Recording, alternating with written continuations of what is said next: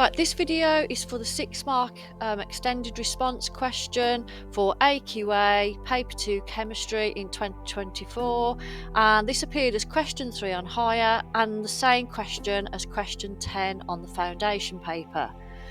Now I'm going to put this video into a playlist so you can find the rest of the questions for both Higher and foundation in separate lists. Right, key areas of the specification for revision then. Page 82 on potable water. Yes, that is how you pronounce it, comes from the old French word. And page 83 about wastewater treatment. But this is also in combined science, so if you're doing trilogy, it's page 117 and 118. So this is one of the 6-mark questions that I know you all dread. So the question that follows is explain what happens to water in process A and in process B. Do not refer to use of water in the home, it says, for 6 marks. Now, 6-mark questions do not mean that you have to just come up with 6 bullet points of relevant information. Okay, so process A for potable water, process B is for waste sewage, both of which are defined in the question, so we're not going to say what they are. But working towards the level 3 answer, what we are looking for are relevant points, so reasons, causes that have been identified, given in detail, and then logically linked together to form a clear account. Right, so your answer needs to develop by linking different things together, not just a list of simple answers. So you need to talk about processes A and B separately. So looking at process A first to produce potable water, you need to say that you pass the water through filter beds, and then why, so to remove solids. If you had talked about screening, which is just to remove the larger solids, that would be deemed as insufficient. After that stage, there is then the use of either chlorine or ozone or UV light, and why, to sterilise the water or to destroy microbes. Do not say remove, because they're still there even though they have been destroyed, or in the case of bacteria, for example, killed. Right, so as I say, we're not looking for 6 individual marking points, it's just ideas that link together. So for process B, we need to mention screening using a metal grid. What is that for? It's to remove large solids and grit. That's then followed by sedimentation. So that means you've got the sewage, sludge forming at the bottom, and then you've got an effluent, which is liquid waste. How is that then treated?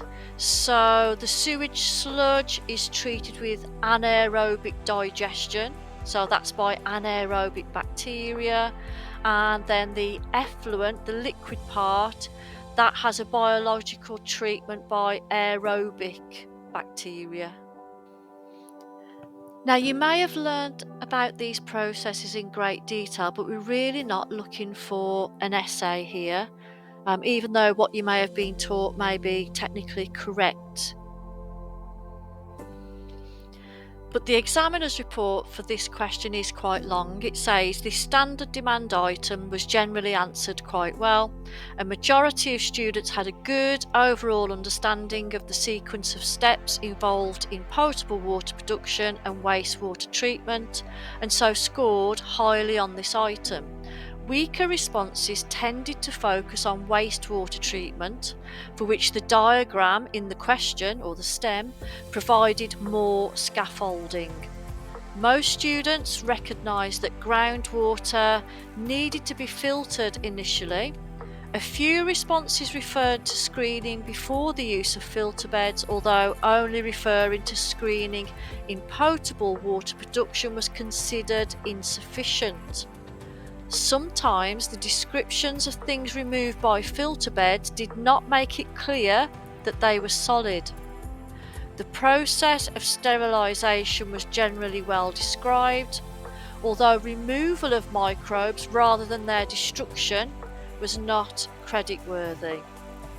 Removal of solids using a metal grid was included by most students.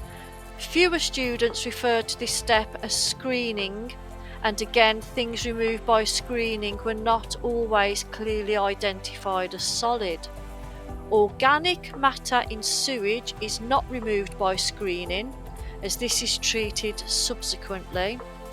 The final steps were less well addressed overall.